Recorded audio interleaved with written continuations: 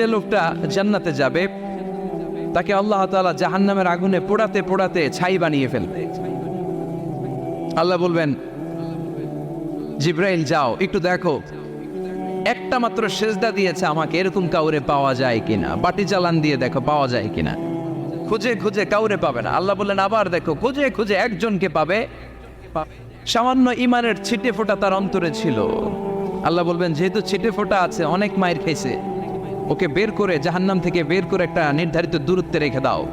রেখে দেয়া হবে, কিন্তু জাহান্নামের আগুনের লেলিহান শিখাতে তার গা ঝলসে যাবে। সে আল্লাহর ডেকে বলবে, মাবুদ তোমার কাছে আমি কিছু চাই না, জাহান্নাম থেকে তুমি আমাকে বের করেছো, জীবন নদীর পানি তুমি আমার গায়ের মধ্যে ঢেলে দিয়েছো, আমি আবার সজীবতা ফিরে পেয়েছি। আমি তোমার কাছে জান্নাত চাই না, শুধু নিরাপদ একটা দূরত্বে আমাকে রেখে আসো, যাতে জাহান্নামের আগুন আমারে কষ্ট দিতে না পারে। আল্লাহ